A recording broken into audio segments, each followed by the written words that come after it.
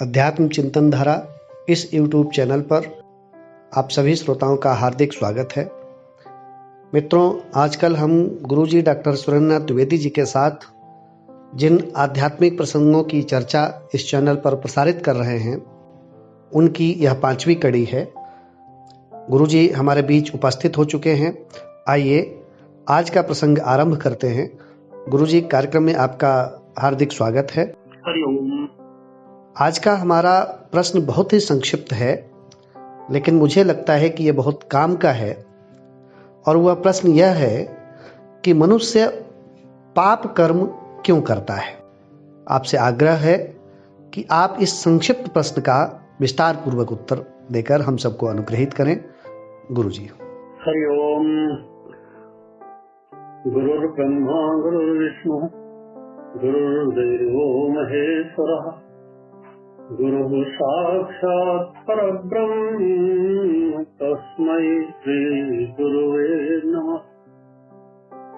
रामाय रामभद्राय रामचंद्राय वेदसे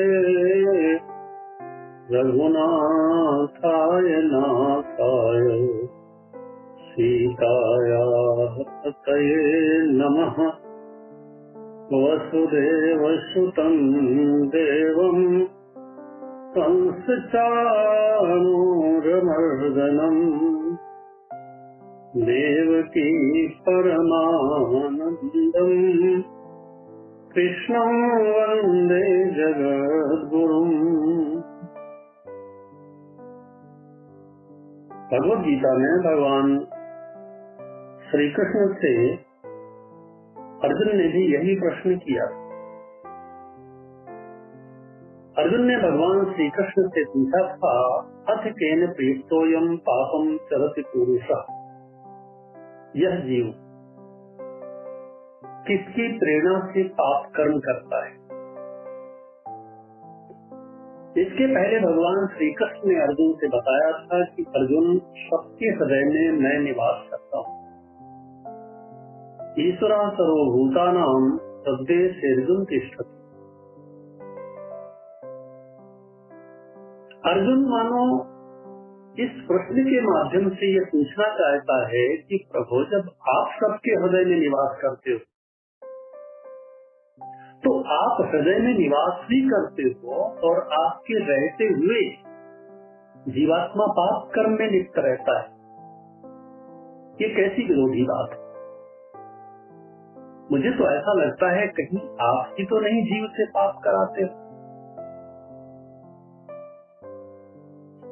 कन्हैया ने कहा, नहीं अर्जुन, मैं किसी से पाप कर्म नहीं कराता, मेरा यह काम नहीं है। देखो, जिस समय यही भगवान श्री कृष्ण दुर्योधन के पास पांडवों के माध्यम से संधि का प्रस्ताव लेकर के गए, कौरवों से कन्हैया ने यह कहा कि आप पांडवों को केवल 5 गांव दे दो, महाभारत का युद्ध नहीं होगा। दुर्योधन ने कहा था, मैं बिना युद्ध किए एक सुई की नोक के बराबर भूमि देने को तैयार नहीं हूं। कन्हैया ने दुर्योधन से पूछा था कि क्या दुर्योधन ये पाप नहीं है। दुर्योधन ने कहा, मैंने कब कहा कि ये पाप नहीं है। तो अगर पाप है तो तुम इस पाप कर्म को करते क्यों। दुर्योधन ने कहा, मैं नहीं करता। कन्हैया ने कहा, फिर कौन करता है। दुर्योधन का वाक्य है महाभारत में। दुर्योधन कहता है, जानामि धर्मम नचने प्रवृत्ति। मैं धर्म को अच्छी तरह जानता हूँ, लेकिन धर्म में कर नहीं पाता। और जाना मैं धर्म नचने निपत्ति, और मैं अधर्म को भी अच्छी तरह जानता हूँ, पाप को भी अच्छी तरह जानता हूँ, लेकिन अधर्म से बच नहीं पाता। तो ऐसा क्यों होता है। दुर्योधन ने कहा, कोई है जो मेरे अंदर बैठा, वही मुझसे जो चाहता है तो करवाता है। केनापि देवेन हृदस्थितेन यथा नियुक्तोऽस्मि तथा करोमि। तो दुर्योधन के हृदय में वह कौन बैठा हुआ है जो दुर्योधन से पाप कर्म करता है? हम सबके हृदय में भी वही बैठ करके पाप कराता है जी। भगवान पाप कर्म नहीं कराते। कन्हैया ने अर्जुन को भी यही उत्तर दिया था, अर्जुन मैं किसी से पाप नहीं कराता। अर्जुन ने कहा तो आप तो हृदय में बैठे हो सबके। बोले मैं बैठा तो हूँ लेकिन मैं तटस्थ हूँ, सक्रिय कोई और है। वह जो सक्रिय है वो कौन है? कन्हैया ने कहा अर्जुन काम एस क्रोध एस रजोगुण समुद्भवा। ये जो मनुष्य के अंदर बैठा हुआ काम है, मनुष्य के अंदर बैठी हुई कामना है, यह जो मनुष्य की इच्छा है, इस इच्छा के कारण मनुष्य पाप करता है। अर्जुन ने पूछा कन्हैया तो मनुष्य के मन में से इच्छा होगी? इच्छा सुख दुख ये तो सब मन के धर्म है, और यदि इच्छा होगी तो पाप भी होगा। इसका अर्थ तो ये हुआ कि मनुष्य कभी पाप से बच नहीं सकता। कन्हैया ने कहा नहीं, पाप से बचने का उपाय है। इच्छा होना बुरा नहीं है, एक सीमित इच्छा होती है, अनिवार्य इच्छा होती है, तो वह वर्णीय है, वो होना चाहिए, वो सबके मन में होती ही है, स्वाभाविक है, सहज है। जिस वस्तु की मनुष्य को नितांत आवश्यकता है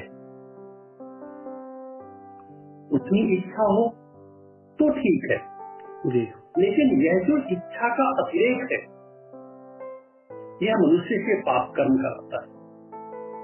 यह जो काम का अतिरेक है यह मनुष्य से पाप कर्म कराता है।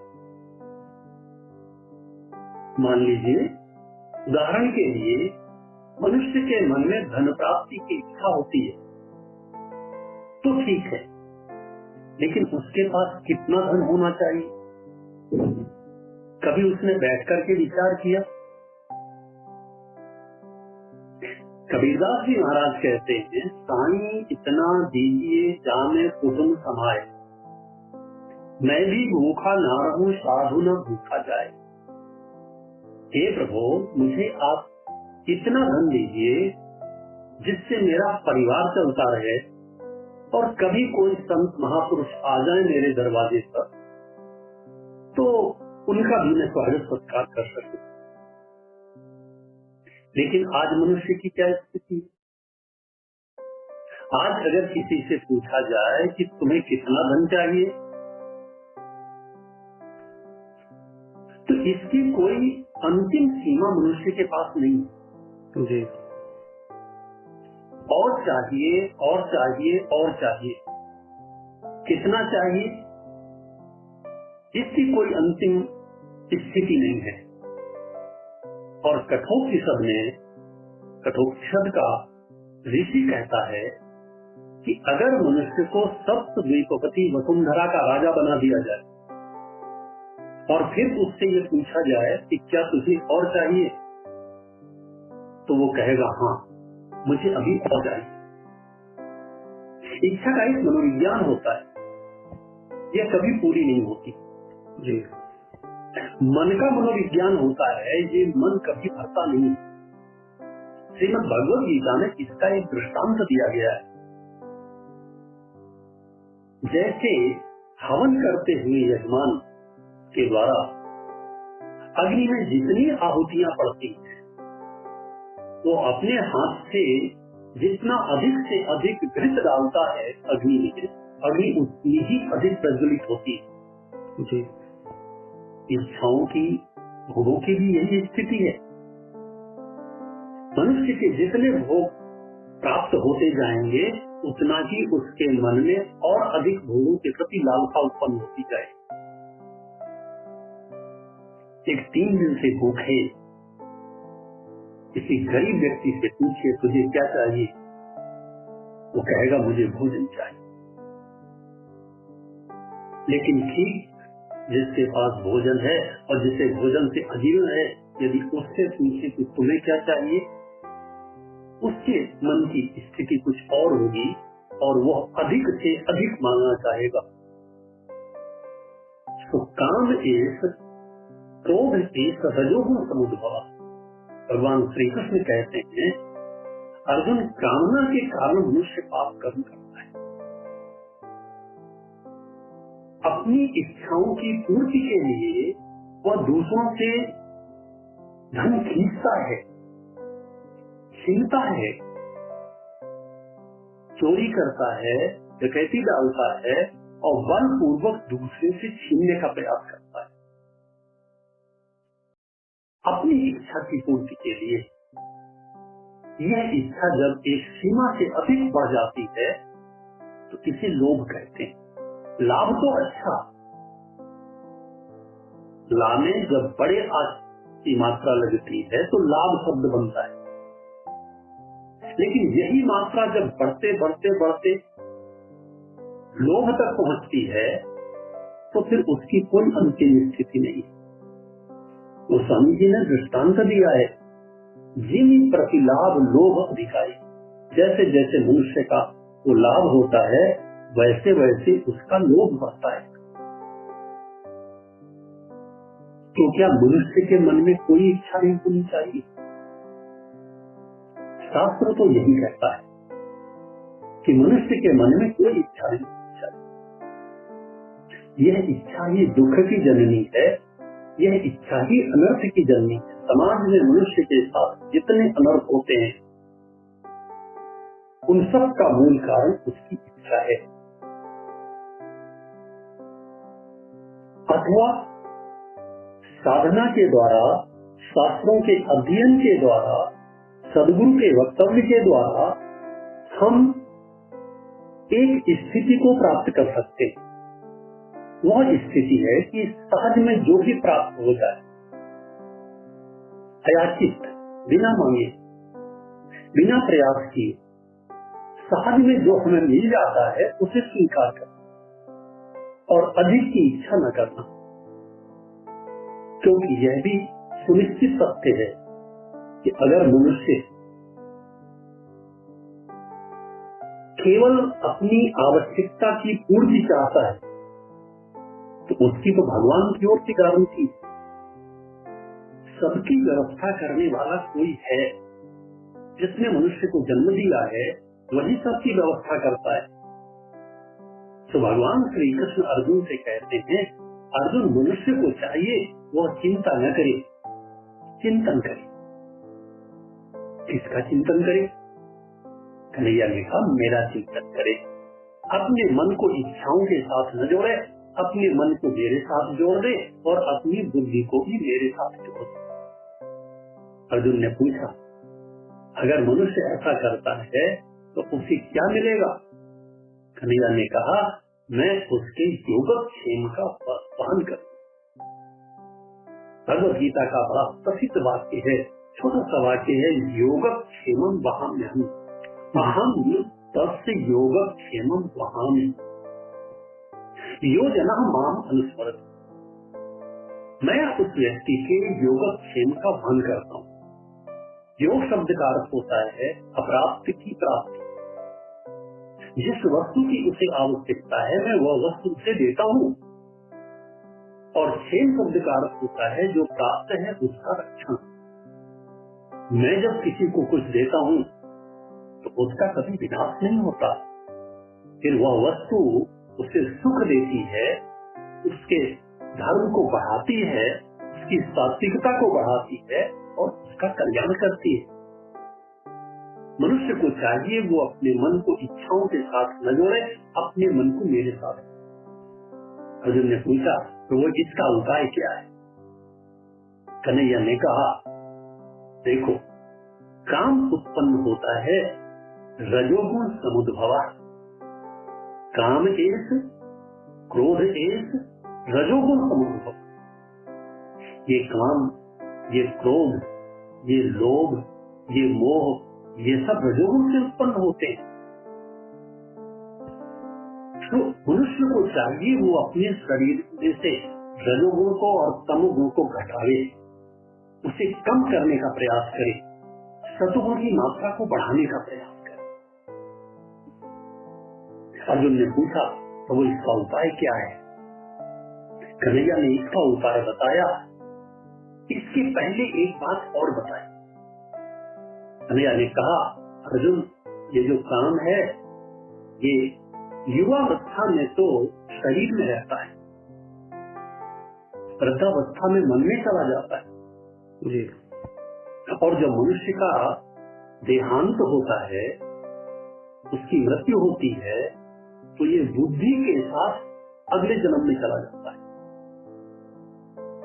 तो इंद्रियाणि मनोबुद्धि अस्याधिष्ठानम् उच्यते। इस काम के 3 स्थान हैं।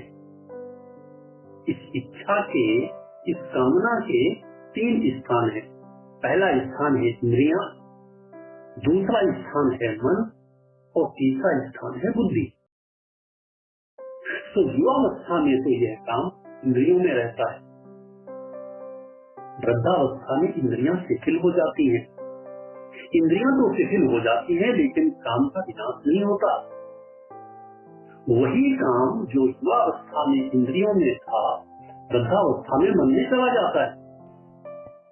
वृद्धावस्था के बाद भी यह नष्ट नहीं होता, क्योंकि वृद्धावस्था के बाद मनुष्य का अंतिम समय आता है और एक समय ऐसा आता है जब उसका देहावसान हो जाता है, उसका प्राणांत हो जाता है। तो सूक्ष्म शरीर के साथ यह बुद्धि में प्रवेश करके और अगले शरीर में ट्रांसफर हो जाता है, अगले शरीर में चला जाता है। तो इस काम का विनाश नहीं होता। और अर्जुन से भगवान श्री कृष्ण कहते हैं, अर्जुन, ये जो काम है और ये जो क्रोध है, ये महासना, ये बहुत खाने वाले हैं, इनका पेट कभी भरता ही नहीं है। मनुष्य की इच्छा कभी पूर्ण हो जाएगी, मेरी इच्छा कभी पूर्ण हो जाएगी, ऐसा कभी हम भूल कर भी नहीं सोचना चाहिए, क्योंकि मनुष्य की इच्छा कभी पूरी नहीं होती। महासना, महाअसना, असन कहते हैं भोजन को। कितना दे दिया जाए कि हमारे मन का काम शांत हो जाए? बोले चाहे जितना दे दो, जितना देते जाओगे उतना ही इसकी इच्छा बढ़ती जाएगी। और महापात्मा यही बड़े से बड़े पाप कराते। तो विद्येनहि वैरजम, कैसी विचित्र बात है। भगवान श्री कृष्ण कहते हैं यही तो है वैरी, यही तो है शत्रु। हम शत्रुओं को बाहर खोजते हैं, और कन्हैया कहता है कि शत्रु तो तेरे अंदर बैठे हुए हैं। जो वस्तु जहां होती है उसे वहीं खोजना चाहिए और वहीं मार डालना चाहिए। ये जो काम है, इस काम के साथ कौन सा व्यवहार करना चाहिए? श्री रामचरितमानस में गोस्वामी जी महाराज ने 2 पात्रों को आमने सामने खड़ा कर दिया। एक ओर है देवर्षि नारद और दूसरी ओर है भोलेनाथ भगवान शंकर। और कितनी सुंदर कथा है, काम दोनों के पास जाता है। देवर्षि नारद भी समाधि स्थित हैं और भगवान शंकर भी समाधि लगाए हुए। काम भगवान शंकर की समाधि को भी बिगाड़ने का प्रयास करता है और देवर्षि नारद को भी समाधि से बाहर लाने का प्रयास करता है। दोनों के ऊपर वो अपने बाणों का प्रहार करता है। देवर्षि नारद तो काम को क्षमा कर देते, लेकिन भोलेनाथ भगवान शंकर तब से वो तीसर नयन उघारा किस्वत काम भयोजत था। भोले बाबा ने तीसरा नेत्र खोला और जैसे ही उन्होंने देखा कामदेव को, तो कामदेव जल करके थोड़ी सी राख बचा। एक ने काम का विनाश कर दिया और दूसरे ने काम को क्षमा कर दिया। तो किसी को मार डालना अच्छा है कि किसी को क्षमा कर देना अच्छा है? सुनने वाला तो यही कहेगा कि क्षमा कर देना अच्छा है, मारना अच्छा नहीं है। लेकिन भगवद गीता में भगवान श्री कृष्ण भी यही कहते हैं, और ये जो बुराई है, बुराई का मनोविज्ञान भी यही कहता है, बुराइयों को आप बड़े क्षमा कर दे, लेकिन ये बुराइयां आपको क्षमा करने वाली नहीं। देवर्षि नारद ने तो काम को क्षमा कर दिया, लेकिन क्या काम ने देवर्षि नारद को क्षमा कर दिया? जिस काम को देवर्षि नारद ने क्षमा किया, अंत में उसी काम के कारण देवर्षि नारद की क्या स्थिति होती है? जब तक कछु न होए सही काला, हे विधि मिले कौन विधि वाला। देवर्षि नारद की दृष्टि पड़ी विश्व मोहिनी पर, और उनके मन में काम जागृत हुआ, इससे मैं विवाह करूं। एक और देवर्षि हैं जो भक्त भी हैं, ज्ञानी भी हैं और परम तपस्वी भी हैं। उनके मन में भी काम का उदय होता है। तो क्यों होता है? क्योंकि उन्होंने काम के प्रति सॉफ्ट कॉर्नर रखा, काम को क्षमा कर दिया। हमारे शास्त्र कहते हैं बुराई छोटी हो या बड़ी हो, उसे वहीं मार डालना चाहिए। इसीलिए भोलेनाथ भगवान शंकर ने कामदेव को क्षमा नहीं किया, कामदेव को उसी समय मारा। और यहाँ भगवान श्री कृष्ण जी अर्जुन को उपदेश करते हुए कहते हैं, जहि शत्रु महाबाहो काम रूपम दुरासतम। ये जो काम रूप शत्रु है, यह जहाँ रहता है इसे वही मारता। देखो, इसके मारने का उपाय है, मन में इच्छा उत्पन्न हो वही उसका ऑपरेशन कर देना चाहिए। तत्काल उससे पूछना चाहिए बुद्धिपूर्वक कि क्या वास्तव में इस वस्तु की मुझे आवश्यकता है। जब भी जो भी इच्छा उत्पन्न हो, पाप कर्म करने की इच्छा उत्पन्न हो, तो तत्काल उससे पूछना चाहिए इसका परिणाम क्या होगा।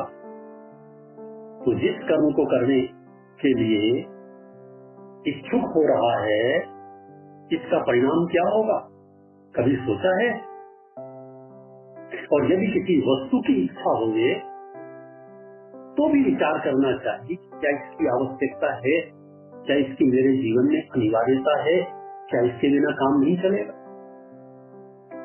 आप देखेंगे 90% 90 से भी ज्यादा प्रतिशत ऐसा होगा उन वस्तुओं की हमें आवश्यकता ही नहीं है, उन व्यक्तियों की हमें आवश्यकता ही नहीं है। संसार में भी हम जिनसे व्यवहार करते हैं, व्यवहार करने में बहुत सावधान रहने की आवश्यकता है। शास्त्रों तो व्यवहार के सूत्र भी बताता है, और वो ये बताता है कि जो भगवान के भक्त न हो, जो भगवान के नाम का जप न करते हो, जो भगवान का पूजन न करते हो, जो धर्म को मानते न हो, ऐसे लोगों से बात नहीं करनी चाहिए। व्यवहार करना तो बहुत बात की बात है। कृष्णम कमल पत्राक्षम नाट्यन्ति ये नरा। जो लोग भगवान का पूजन नहीं करते, भगवान को नहीं मानते, जीवन वृतास्तु ते किया, ऐसे व्यक्ति को जीवित रहते हुए मृत की श्रेणी में डाल देते। यह व्यक्ति मेरे लिए है ही नहीं। न संभाव्या कदाचन, और ऐसे व्यक्ति से कभी बात नहीं करनी चाहिए। तो भगवान श्री कृष्ण अर्जुन से कहते हैं, अर्जुन यही तो है वैरी। यह जो मन में बैठा हुआ काम है, ये मन में बैठा हुआ क्रोध है, ये लोभ है, ये मोह है, ये देने नहीं वैरम, ये एनम वैरम विद्धि, इसी को तुम वैरी समझो। और ये जहाँ रहता है इसे वही मारने का प्रयास। गोस्वामी जी महाराज ने विनय पत्रिका में बड़ा सब लिखा है। कोई भगवान से प्रार्थना करते हैं, मम हृदय भवन थोड़ा कहाँ बसे आए बहुत चुका। हे प्रभु, ये जो मेरा हृदय है, ये है तो आपका भवन, है तो आपका मंदिर, लेकिन मुझे ऐसा लगता है कि इस मंदिर में आकर के कुछ चोर निवास करने लगे। तो मानो भगवान ने कहा कि भाई, अगर तुम्हारे हृदय में निवास करने लगे हैं तो तुम मुझे निकाल करके बाहर करो। गोस्वामी जी महाराज कहते हैं, मैं एक अमित बटमारा, महाराज मैं अकेला हूँ और ये अनेक हैं, माने नहीं कहा हमारा। मैं बहुत प्रयास करता हूँ लेकिन ये मेरी बात ही नहीं मानते, बलपूर्वक ही मुझसे कार्य कराते, ये मेरी बात को नहीं सुनते। और ये बात बड़ी मनोवैज्ञानिक है, बड़ी सुंदर है। जब भी कोई मनुष्य गलत काम करने चलता है, उसके अंदर बैठा हुआ कोई है जो प्रथम दृष्टया उसे मना करता है, इस काम को मत करो। लेकिन फिर भी कोई और भी है जो उससे भी अधिक बलपूर्वक उसे उस कर्म को करने के लिए प्रेरित करता है। यही है काम, यही है क्रोध, यही है लोभ। ये काम की प्रबलता, ये क्रोध की प्रबलता, इसी ने तो माता कैकेयी को, जो अतिशय पतिव्रता है, अपने पति के विरुद्ध खड़ा कर दिया। और पति के विरुद्ध ही नहीं, साक्षात भगवान के विरुद्ध में खड़ा कर दिया। इस काम की प्रबलता ने भक्त देवर्षि नारद को भी भगवान के विरोध में खड़ा कर दिया। और देवर्षि नारद की बुद्धि कैसी भ्रष्ट हुई, वे भगवान के लिए कहते हैं, गईहों श्राप की मरी जाए, मैं जाकर के श्राप दूंगा। किसे श्राप देंगे? जिसका आज तक भजन करते रहे, जिसका पूजन करते रहे, जो इस सृष्टि का कर्तुम अकर्तुम अन्यथा कर्तुम समर्थ, सर्व समर्थ परमात्मा है, उसे श्राप देंगे। तो देवर्षि नारद कहते हैं क्यों नहीं, दईहों श्राप की मरिहों जाई, जगत मोर उपहास कर, संसार में मेरा कितना उपहास कराया। यह काम देवर्षि नारद की भी बुद्धि को भ्रष्ट करता है। इसीलिए भगवान श्री कृष्ण अर्जुन से कहते हैं, अर्जुन यही तो है बैरी। और विचार करके देखा जाए तो सच भी यही है कि बाहर कोई मित्र नहीं होता और बाहर कोई शत्रु नहीं होता। हमारे अंतःकरण का क्रोध जिस पर आरोपित हो जाता है वो हमें शत्रु के जैसा लगने लगता है, और हमारे अंतःकरण का राग, हमारे मन का, हमारी बुद्धि का राग जिस पर आरोपित हो जाता है वो हमें मित्र के जैसा लगने लगता है। यदि शत्रु और मित्र बाहर होते तो शत्रु सदैव शत्रु ही रहता और मित्र सदा के लिए मित्र रहता। लेकिन व्यवहार में ऐसा होता नहीं है। एक ही व्यक्ति कई बार हमारा शत्रु भी बनता है और कई बार हमारा मित्र भी बनता है। इससे यह सिद्ध होता है कि शत्रु और मित्र बाहर नहीं रहते, शत्रु और मित्र तो हमारे अंदर रहते हैं। यदि हमारे अंदर सद्गुण हैं, सद्विचार हैं, तो निश्चित रूप से वे हमारे मित्र हैं। और यदि हमारे अंदर काम, क्रोध, लोभ, मोह आदि के बबंडर चल रहे हैं तो यही तो है हमारे शत्रु, जिन पर हमें विजय प्राप्त करनी जी। तो अर्जुन ने हाथ जोड़ करके भगवान श्री कृष्ण से कहा, कन्हैया एक उपाय और बता, क्या कोई उपाय है जिससे इन काम, क्रोध, लोभ, मोह आदि का विनाश किया जा सके? कन्हैया ने कहा, देखो अर्जुन, इनका विनाश तो नहीं किया जा सकता, इन्हें अपने नियंत्रण में रखा जा सकता है और इनके विनाश करने की आवश्यकता भी नहीं। थोड़ा सा लोभ तो मनुष्य में होना चाहिए, थोड़ा सा क्रोध तो मनुष्य में होना चाहिए, लेकिन ये इतने होने चाहिए जो बुद्धि के द्वारा नियंत्रित। जब ये काम, ये क्रोध बुद्धि से अनियंत्रित हो जाते हैं तो फिर मनुष्य का सर्वनाश कर डालते हैं, उसकी बुद्धि पर प्रभाव डालते हैं और उसकी बुद्धि का विनाश करते हैं। और जो बुद्धि का विनाश हो जाता है तो मनुष्य का सर्वनाश हो जाता है। कन्हैया ने बताया, अर्जुन, धूमे न व्रियते वह्नि यथा दर्शो मणिज्जा। जैसे अग्नि तो भास्वर होती है, अग्नि तो प्रकाशक होती है, लेकिन धुएं से आवृत हो इस प्रकार से आवृत होने पर अग्नि मानो अपने गुण को खो देती है। और जैसे निर्मल दर्पण दूसरे के बिंब को अपने अंदर समाहित करने की सामर्थ्य रखता है, लेकिन उसी दर्पण के ऊपर जब धूल चढ़ जाती है, यथा दर्शो मलिनता, तो वह मलिन हो जाता है। ठीक इसी प्रकार से आत्म तत्व के ऊपर यह काम, ये क्रोध जब आत्म तत्व को आवृत कर लेते हैं, तो मानो आत्मा का स्वरूप ही ढक जाता है। आवृतम ज्ञान लेते हैं, इनके द्वारा ज्ञान आवृत हो जाता है, बुद्धि आवृत हो जाती है, क्योंकि ये ज्ञान के वैरी हैं। ज्ञानिनो नित्य वैरिना, तो ऐसे कामरूप शत्रु का तो विनाश ही कर देना चाहिए। अर्जुन ने हंसते हुए कहा, कन्हैया मैं आपसे बार बार पूछ रहा हूँ कि इन काम क्रोधादि का विनाश करने का उपाय क्या है। कन्हैया ने बताया, अर्जुन अपने शरीर में, अपनी इंद्रियों में, अपने मन में सतोगुण को बढ़ाने का प्रयास कर। ये 3 गुण होते हैं, सतोगुण, रजोगुण और तमोगुण। ये प्रत्येक व्यक्ति के शरीर में होते हैं। किसी शरीर में सतोगुण प्रधान होता है, किसी में रजोगुण प्रधान होता है और किसी में तमोगुण प्रधान होता है। हम कैसे सहज स्थिति में रहें और हमें अधिक से अधिक आनंद की प्राप्ति हो,